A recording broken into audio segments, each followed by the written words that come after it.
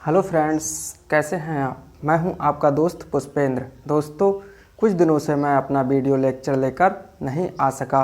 व्यस्तता के कारण आज फिर मैं अपना नेक्स्ट वीडियो लेक्चर सामाजिक स्त्रीकरण लेकर आपके सामने उपस्थित हुआ हूं। दोस्तों, ये सोशोलॉजी का बहुत ही इम्पोर्टेंट टॉपिक है।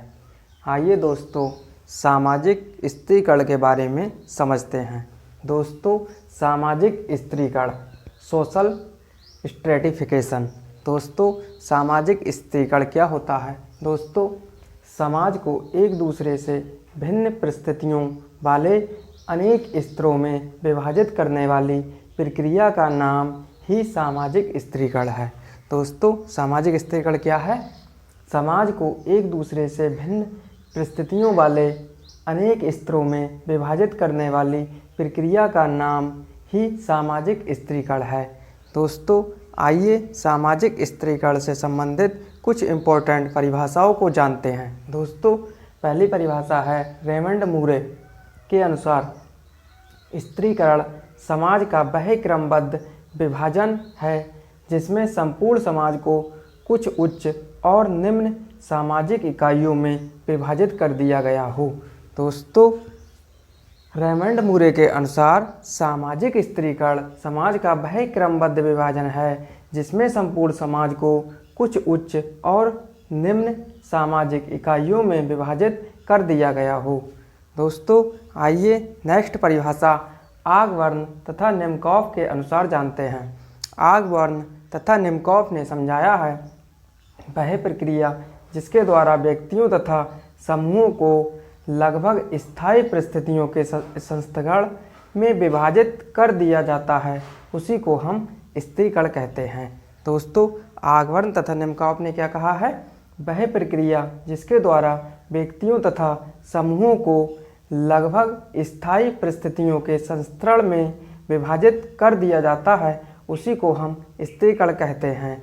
दोस्तों, आइए हम सामाजिक स्त्रीकरण की परिभाषाओं को समझते के साथ साथ आइए अब हम सामाजिक स्त्रीकरण की कुछ विशेषताओं को भी देखते हैं। दोस्तों, सामाजिक स्त्रीकरण की विशेषताएं, कैरेक्टरिस्टिक्स ऑफ सोशल स्ट्रेटिफिकेशन। दोस्तों, पहली विशेषता है एक सामाजिक प्रक्रिया। दोस्तों, जो सामाजिक स्त्रीकरण है वह एक सामाजिक प्रक्रिया है। सामाजिक स्त्रीकरण इस अर्थ में एक सामाजिक प्रक्रिया है कि सामाजिक स्त्रीकरण का निर्धारण समाज के कुछ विशेष मूल्यों और मानदंडों के आधार पर होता है।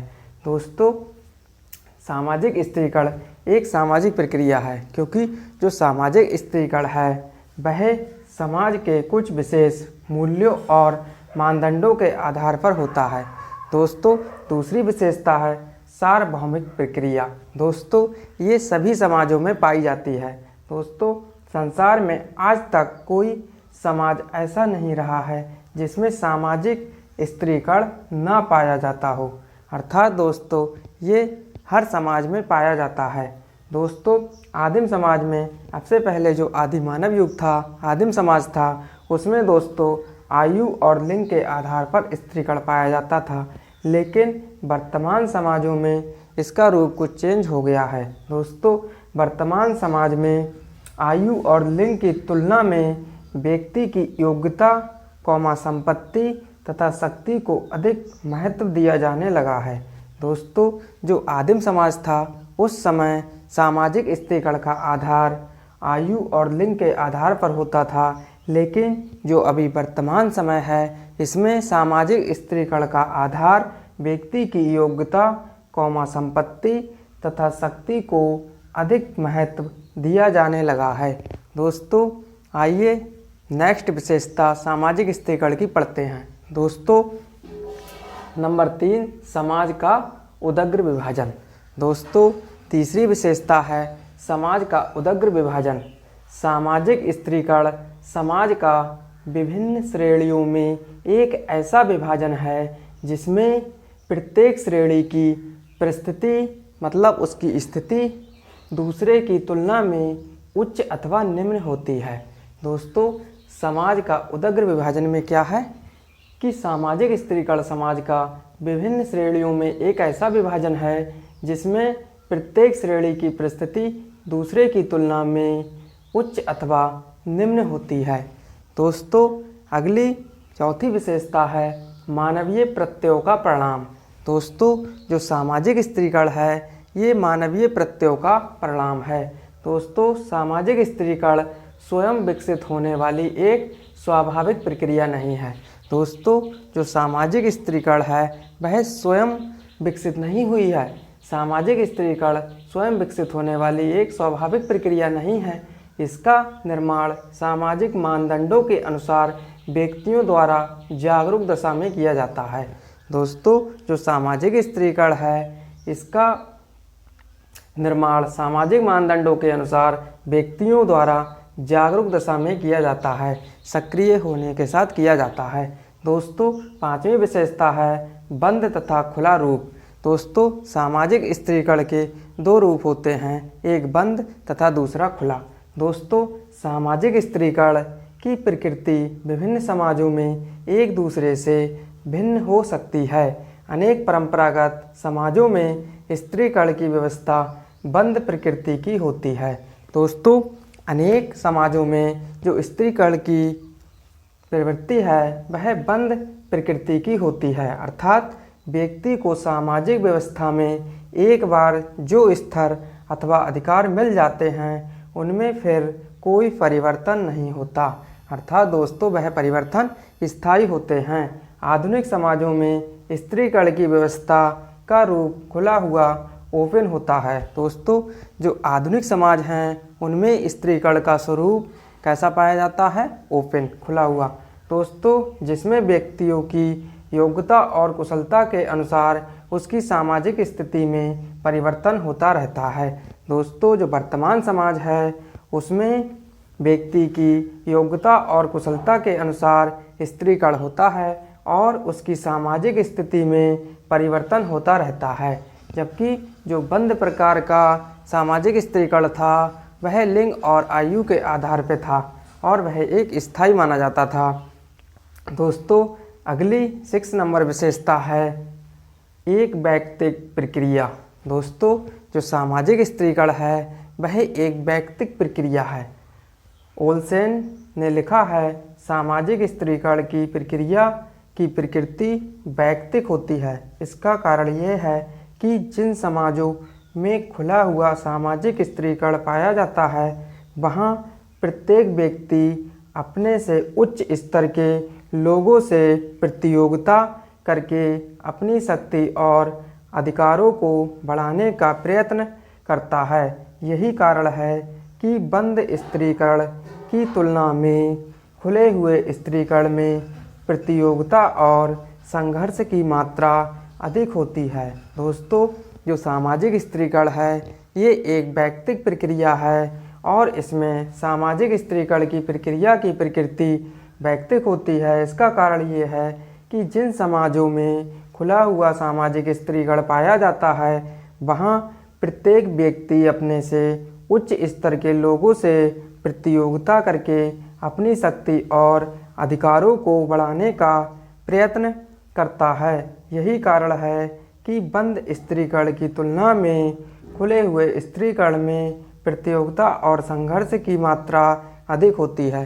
दोस्तों जो बंद स्त्रीकरण होता है क्लोज्ड और जो ओपन स्त्रीकरण होता है खुला हुआ, तो खुला हुआ स्त्रीकरण में प्रतियोगिता की संभावना बहुत अधिक होती है। दोस्तों आइए अब हम सामाजिक स्त्रीकरण के प्रमुख आधारों को समझते हैं। दोस्तों सामाजिक स्त्रीकरण के प्रमुख आधार fundamental basis of social stratification. दोस्तों सामाजिक स्त्रीकरण का क्या आधार है उसके बारे में मार्कस ने बताया है केवल आर्थिक आधार पर ही विभाजित किया है। दोस्तों जो मार्कस हैं उन्होंने केवल सामाजिक स्त्रीकरण का आधार आर्थिक आधार माना है। दोस्तों जो सोरोकिन हैं उन्होंने आर्थिक आधार के अतिरिक्त सांस्कृतिक तथा राजनीतिक आधारों को भी महत्वपूर्ण माना है। दोस्तों अगले पार्सन्स ने सामाजिक स्त्रीकरण को सामाजिक व्यवस्था का एक महत्वपूर्ण अंग मानते हुए इसके 6 प्रमुख आधारों का उल्लेख किया है। दोस्तों जो पार्सन्स महोदय हैं उन्होंने सामाजिक स्त्रीकरण को सामाजिक व्यवस्था का एक महत्वपूर्ण अंग मानते हुए इसके 6 प्रमुख आधारों का उल्लेख किया है। ये 6 प्रमुख आधार इस प्रकार हैं: नातेदारी, समूह की सदस्यता, व्यक्तिगत योग्यता, विभिन्न उपलब्धियां, संपत्ति और शक्ति। दोस्तों, पार्सन्स महोदय ने इन 6 को आधार माना है सामाजिक स्त्रीकरण का। दोस्तों, सामाजिक स्त्रीकरण के सभी प्रमुख आधारों को 2 मुख्य भागों में विभाजित करके इसकी प्रकृति को समझा जा सकता है। दोस्तों, जो विभिन्न दार्शनिकों ने सामाजिक स्त्रीकरण के बारे में आधार बताया है, उनको अगर ध्यान से देखा जाए तो हम उसे 2 भागों में विभाजित करके आसानी से समझ सकते हैं। सामाजिक स्त्रीकरण के सभी प्रमुख आधारों को 2 मुख्य भागों में विभाजित करके इनकी प्रकृति को समझा जा सकता है। ये 2 मुख्य आधार कौन कौन से हैं सामाजिक स्त्रीकरण का आधार? नंबर 1 जैविकीय आधार, बायोलॉजिकल बेसिस कहते हैं जिसे। नंबर 2 सामाजिक सांस्कृतिक आधार, सोशियो कल्चरल बेसिस कहते हैं। दोस्तों, जैविकीय आधार में कौन कौन से आधार आते हैं? आयु, एज आ गया। नंबर 2 लिंग भेद, सेक्स डिक्टोनमी आ गया। नंबर 3 प्रजाति भेद, रेस डिफरेंस आ गया। नंबर 4 जन्म, बर्थ आ गया।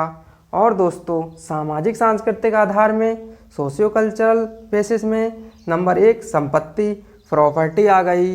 नंबर 2 व्यवसाय, ऑक्यूपेशन आ गया। नंबर 3 व्यक्तिगत योग्यता, इंडिविजुअल एबिलिटी आ गई। नंबर 4 धार्मिक ज्ञान, रिलीजियस नॉलेज आ गई। नंबर 5 शक्ति, पावर आ गई। तो दोस्तों, इन आधारों को हम 2 भागों में डिवाइड कर सकते हैं।